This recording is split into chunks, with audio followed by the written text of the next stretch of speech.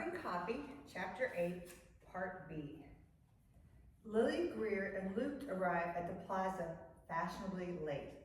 Grier had arranged for his dad's limo to deliver them to the A-list event in style. As she exited the limo, cameras flashed in her face as if she were a movie star. She basked in the attention and could definitely grow accustomed to this star treatment.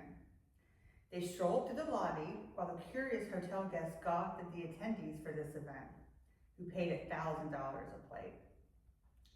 At the ballroom, Lilly stopped to take in the spectacular view of Central Park and the city's breathtaking skyline.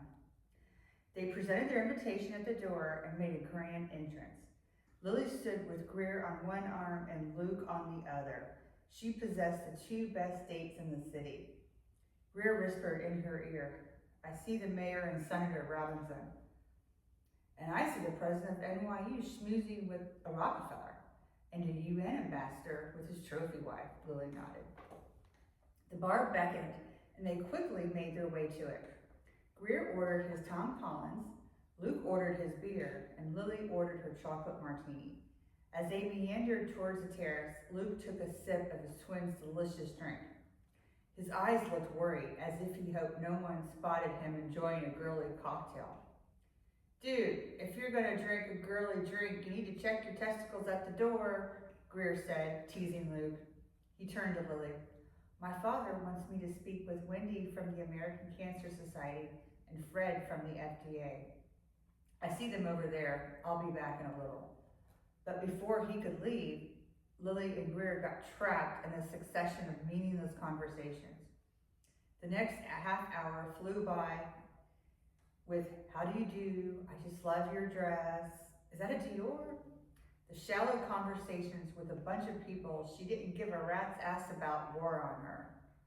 Only being on Grier's arm and her years of mingling saved her from showing it. In a lull in the conversation, Lilly noticed Luke never returned from his second trip to the bar. "Excuse me, Grier, but I'm going to find out where Luke went." Grier gave her a quick kiss on the cheek and nodded as another business associate approached. Lilly made a quick escape in search of her brother. She found him returning from the VIP lounge, also known as the men's room. "I should have never broken the seal." Luke shook his hand and grimaced. Lilly chuckled at Luke's reference to the obscure law of physics, applicable only when drinking alcohol. Once a person used the bathroom, trips will become more frequent. "You can't help the fact that you have a bladder of a girl." They meandered to a quiet corner and decided to do some people watching. Seeing Grier engrossed in a conversation with a group of dreadfully boring looking people, Lilly hesitated, reluctant to return to his side. "Look at all these hookers." Luke's gaze scanned the room. "Luke, what are you talking about? These are very wealthy, prominent women who are very high on the social ladder. They're still whores, just expensive ones. Do you see the one over there?" He pointed to a young, well-jeweled brunette. "She loves me. She just doesn't know it yet. Have you been smoking crack? She's probably attracted to the metrosexual type, or those European men with fascinating accents and big yachts." "You don't stand a chance of getting touched by anyone besides yourself tonight," Lilly said. "Seriously, she would love my type for a few hours. These little rich girls are rebels and love to go slumming for a roll in the hay." "Luke, I wouldn't call a roll in the hay with you slumming it. It's not considered slumming it if a person possesses a trust fund." "So are you going to talk to her or not?" Lilly encouraged her shy twin. "I can't." "Why not?" "She has the potential to be a bitch," he said. "Oh, you're terrible." She smacked his arm and pretended to be shocked. "Actually, she's not my type. She's way too skinny for my taste. Her face looks gaunt and her body anorexic. Having sex with her would be like screwing a rake. There's nothing to hold on to. I like a woman with some meat on her bones. I like a Rubenesque woman." Lilly applauded Luke's increasing vocabulary, and she grinned at the entertaining conversation. Unfortunately, the few moments of reprieve were short-lived. She shrugged. as Grier motioned for her to return to the group and partake in more dreadful conversation. She glanced at Luke and pleaded with her eyes in hopes she'd join in. Misery loves company. He shook his head and smirked. Sorry, sis, I'm going to stand here and hope a cougar will come pounce on me. Fine then. Lilly hoped the disappointment in her tone would at least give him a smidgen of guilt. As Lilly walked toward the Create Life crowd, a new member joined in. Oh no, not him, not the creepy guy. His nearly pure white hair and matching skin glistened in the diffused light. An albino, if she ever saw one.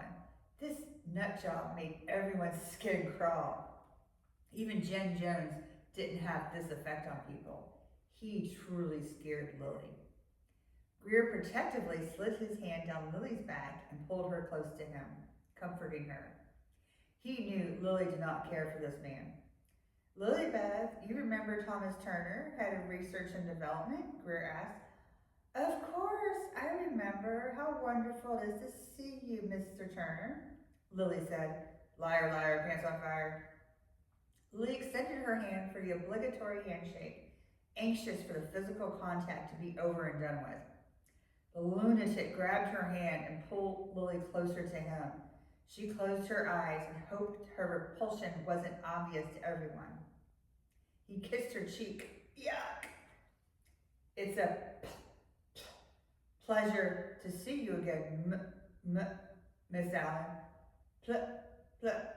Please call me Tom, he said. The palest blue eyes looked into Lily's. Now Lilly finally figured out what everyone called him Tom, the hound behind his back. He stuttered. The dinner bell summoned the crowd into the ballroom and everyone sat down to eat. Great Life executives and their wives filled the corporate table. Lilly believed none of the men wanted to be here as they were all workaholics. However, the wives appeared eager for adult conversation since they probably did not work outside the home. It's not the same without Teddy, Sammy Morrison said. He gulped his whiskey, obviously saddened by the absence of his friend and former coworker. Teddy? Lilly asked. Grier nodded. Teddy was a dedicated Create Life researcher. He helped clone the cow. A few months ago, he jumped ship and went to work for Morgan Medical Research in Europe. None of us have heard from him since. Lilly Allen, one of the wives said, drawing Lily's attention away from Grier. I feel like I know you from watching you on the news. My name is Sally, Sammy's wife. It's a pleasure to meet you, Sally. Lilly shook her hand. I just love your show, she said. Why, thank you. Lilly smiled at the compliment and basked in the attention. She loved talking with her fans. Her ego inflated from this adoring fan.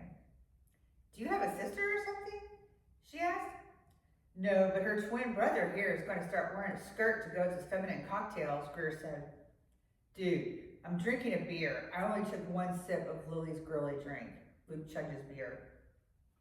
Please ignore my two little boys. Lilly gave Grier the evil eye before she turned back towards Sally, eager for the flattery to continue. When I visit my mother in Boca, I work out at this gym. I always see this girl who looks just like you, only with short hair. When I first saw you on the news, I mistook her for you. Then I realized not only your accent sounded more southern, but your hair grew too fast, Sally said. You know, an elderly gentleman told me today, as a matter of fact, he knew someone who looked like me. I must have been cloned or something. Lilly laughed at her own joke. She found it intriguing, perhaps downright creepy, to hear others knew someone who looked like her. But to hear it twice in the same day? Oy vey. The rest of the table grew quiet as everyone else suddenly became interested in Sally and Lily's conversation. Well, they say everyone has a twin out there somewhere, she nodded towards Luke.